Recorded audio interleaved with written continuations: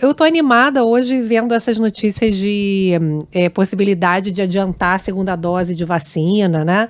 E expectativa de PIB está muito ligada a essa situação, né, da pandemia mais segura, situação sanitária. A gente tem os dados hoje de projeções de inflação, temos dados de confiança, temos dados de PIB. Então, assim, quando a gente olha primeiro o dado de PIB, a gente vê que a cada semana que eu venho aqui, os números de expectativa de crescimento melhoram, né, pelos dados do Banco Central, com aquela pesquisa com as instituições financeiras, com bancos e corretoras. E outro dado interessante de recuperação econômica é quando a gente olha os dados de confiança. Então, a FGV divulgou hoje a confiança do consumidor, também indo por esse caminho. A confiança está melhor, está aumentando. E confiança é um dado importante para a economia, porque é um indicador antecedente, né, que a gente fala, né? Porque se você tem confiança, você toma a decisão de consumir, de investir. Agora, se você, mesmo você tendo emprego, você tem dinheiro no bolso, mas você não está confiante, você está com medo de perder o emprego, né? Você está receoso, você não consome. Então, na prática, a confiança em baixa é como se tivesse um desemprego até maior, né? Até quem está empregado, quem tem dinheiro para gastar, não gasta. Então, esse é um indicador também que corrobora essa expectativa de recuperação econômica. Agora, o lado ruim é esse que a gente tem conversado, né? Que um limitador dessa recuperação econômica é a inflação. A gente está com uma projeção bem forte agora de inflação, aumentou para 6,56%, e a Selic, a taxa básica de juros, agora a projeção média está em 7%. Então, isso significa que a gente tem uma condição pior para melhorar a nossa situação financeira, né? A gente está gastando mais com conta de luz, com combustíveis, com alimentos, agora com o setor de serviços, que a gente conversou aqui na sexta-feira, né? Conforme a economia vai melhorando agora com a situação da pandemia, esse setor de serviços que fez muita promoção, né? Fez voucher para pousada, para hotel, agora clínica de estética, né? A gente estava conversando, a Sheila falou que comprou voucher para boliche, né? Agora eles vão precisar voltar a cobrar, enfim, o que, né, é o preço que eles precisam para sustentar, pagar os funcionários. Então, o aluguel, por exemplo, que tinha caído de preço, agora foi o destaque da inflação na sexta-feira. Então, a gente já vê esse setor de serviços avançando. Limitado, claro, né, Oineg, pelo desemprego alto, não dá para repassar todo aumento de custo para o consumidor, mas a gente está nesse meio do caminho, né? Tem a notícia Agora, boa, né, de crescimento e a ruim da inflação.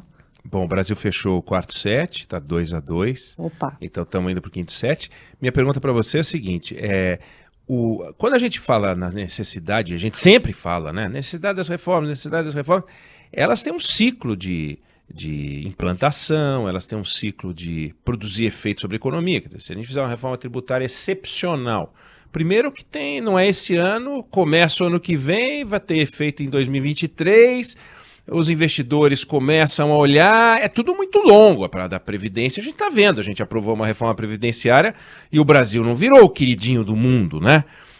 Aí a gente vai fazer uma reforma administrativa que é um arremedo, aliás, essa daí é uma vergonha total, mas minha pergunta para você é, a gente fala tanto, será que a gente não está criando uma expectativa, não estou falando nós jornalistas, mas será que a gente não está alimentando para a gente uma expectativa de que essas mudanças podem transformar o Brasil mais do que de fato o enrosco econômico, as travas para importação, as dificuldades para você trazer equipamento, a falta de acordos bilaterais para a gente fazer cada vez mais exportação, a falta de aptidão e orientação do governo para negócios, não pesa mais, ou seja, essa coisa micro, essa coisa do dia a dia, da gestão mesmo, de manter a casa em ordem, isso não tem, será que um peso maior do que o poder das grandes transformações?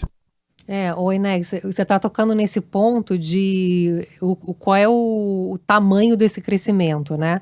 Que eu estou falando, que bom, vai voltar a crescer, parece que vai ficar tudo bem, né? Só que não.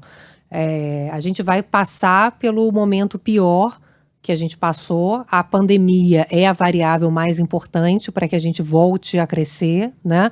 As projeções de crescimento, olha, agora, pelo dado de hoje do Banco Central, a média de expectativa de crescimento está em 5,29%, depois da gente cair 4,1% na pandemia. Então, na verdade, a gente está voltando um pouquinho mais, mas, enfim, praticamente é o que a gente tinha em fevereiro de 2020, né? Então, o que você está dizendo é assim, bom, a gente voltou a ser o que era, que é uma economia que cresce pouco, né, para a quantidade de gente que a gente precisa para gerar emprego e para ter uma melhoria de patamar de renda, né? A gente não tem essa expectativa por enquanto, né? Infelizmente, é isso que a gente tem conversado e que acho que a gente tem que realmente falar muito sobre isso, porque é um debate de agenda econômica que precisa acontecer. E no meio desse toma lá da cá político, não vejo muita expectativa para agora, acho que só 2023, né? Depois do novo governo, que a gente vai conseguir reformas mais profundas. Dá para fazer um puxadinho aqui, um puxadinho ali, né? Tem coisas que são importantes, que podem sair. Aquela questão dos super salários, né? Que podem limitar o recebimento de penduricalhos no serviço público. Pode andar um pouco de reforma tributária, né? Que a gente vem conversando da importância de fazer uma mudança ali na tabela do imposto de renda para que pessoas que recebam não até 1.900, mas até 2.500 tenham isenção do pagamento de imposto de renda, empresas que possam ter redução do pagamento também de imposto de renda, e para compensar você cobrar lucros e dividendos de quem investe em empresas na Bolsa de Valores, enfim, tem algumas mudanças. A gente sabe que o diabo mora nos detalhes, né, Eunei, como a gente está falando. Tem sempre esse risco de, no final das contas, você faz uma coisa boa de um lado, mas do outro lado a gente vê que o Centrão, hoje, não sei se hoje ou amanhã, né, vão anunciar amanhã, acho que ficou para amanhã, né? A mini reforma, né? Ministerial. É bem mini, mas ela é importante, né? Porque você vê que as movimentações são todas por interesses políticos, né? Seria bom se tivesse tendo uma mudança no Ministério do Emprego para que houvesse mais políticas de geração de emprego, né? Por exemplo, né? A gente vê o Centrão querendo gastar mais, né? Então, estamos aqui fazendo uma política pública para isentar imposto de renda dos mais pobres, olha como a gente está sendo legal, né? Mas, ao mesmo tempo, tem essa movimentação de gastar mais com fundo eleitoral, com obras públicas, né? Que é aquela emenda do relator, onde o Arthur Lira está com um poder enorme nas mãos para poder agradar os políticos da base, para poder tirar foto naquela ponte que a gente fala, né? Uma ponte que leva de lugar algum para lugar nenhum. Coisa né? nenhuma. Então, Você no sabe final, que não tem nada estrutural, né, nada. Assim, que vai mudar para valer a vida, né, do Brasil. Não vai, né? Esse final de semana saiu uma reportagem mostrando como o futuro ministro da Casa Civil, Ciro Nogueira, usa a verba de combustível. E ele usa para botar gasolina no querosene no seu avião. Ele tem 2 aviões. Nossa. Mas ou seja, a gente acha razoável, e ele acha razoável, e o Brasil financia o pagamento de combustível de avião de deputado. E este deputado não é ninguém mais, ninguém menos que o futuro ministro da Casa Civil. Imagina o grau de... como funciona a cabeça dele, o processamento neuronal dele. Se ele acha razoável apresentar uma nota fiscal de querosene de avião, porque uma coisa é o auxílio para você se deslocar, né? Pegar um táxi, porque você vai numa reunião do Ministério A para o Ministério B, né? Do Congresso, você vai para o Ministério da Fazenda. Não, ele tava na Bahia, sendo que ele é do Piauí. Ele estava no interior de São Paulo, sendo que ele é do Piauí. E a gente pagando os deslocamentos de jatinho desse cara. Exatamente. Esse cara é o novo ministro. Quer dizer, essa gasolina, o cara que trocou os dentes, Marcos Feliciano, Juliana, ele trocou todos os dentes dele. 150 mil reais de dente. E você que pagou. Quer dizer, como que vai mudar isso, né? Quando que vai mudar isso, é um desânimo, né? Mesmo. Isso que você está falando é muito revoltante. A gente vê isso o tempo todo, né? A gente está aqui acompanhando as discussões de pautas econômicas, mas sempre dá um jeito de agradar uma parte, outra parte, né? Um grupo político.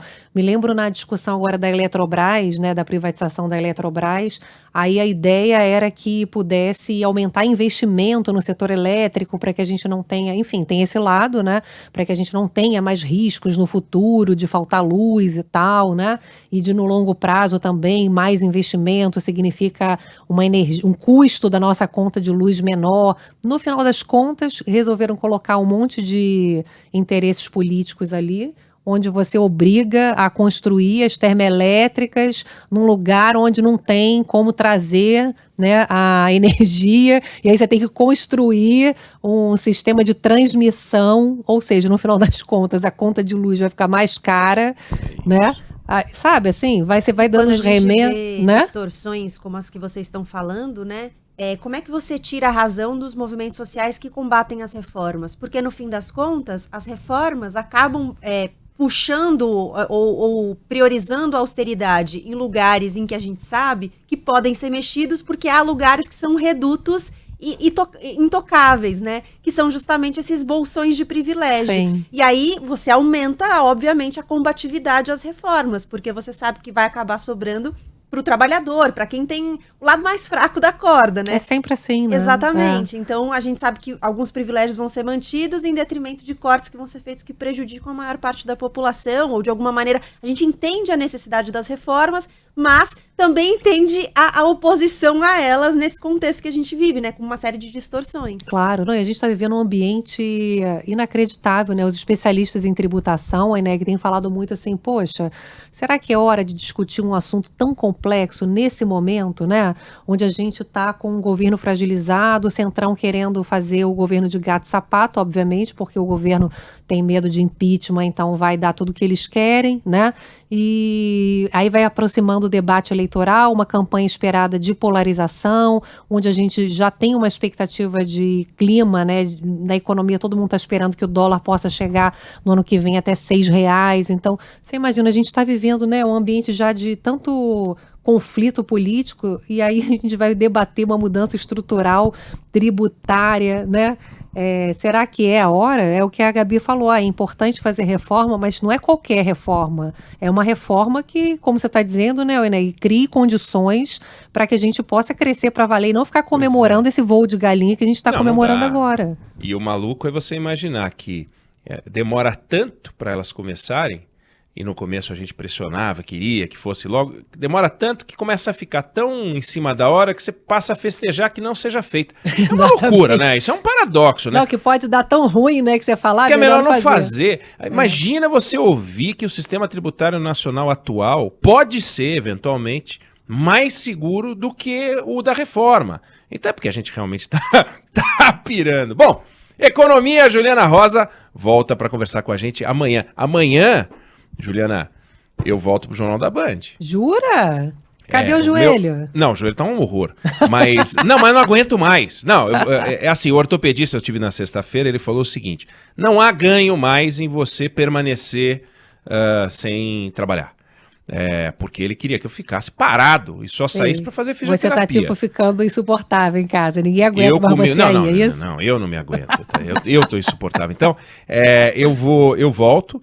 E continuo com a fisioterapia, quer dizer, retomo a fisioterapia e tal, mas então amanhã no Jornal da Band a gente vai se ver pessoalmente. Tá bom, maravilha, a gente não se conheceu ainda, né? Você sabia disso, Gabriela? Obviamente, eu a conheço há muito tempo, porque vejo ela na televisão, admiro, sou fã. E aí, a gente fica aqui conversando, falando, atrapalhando. A Gabriela querendo falar assim, não, a gente é melhor amigo já há muito tempo. Não tem jeito. E aí, amanhã a gente vai se conhecer. Mas tá vendo? Tá contemporânea a amizade de vocês. Começa virtualmente Virtual, e depois vira presencialmente. Isso! Achei adequado aos tempos. É adequado aos tempos. Valeu, então. Beijo. Um beijo, Juliana, até amanhã. Boa notícia. Um beijo, Gabi.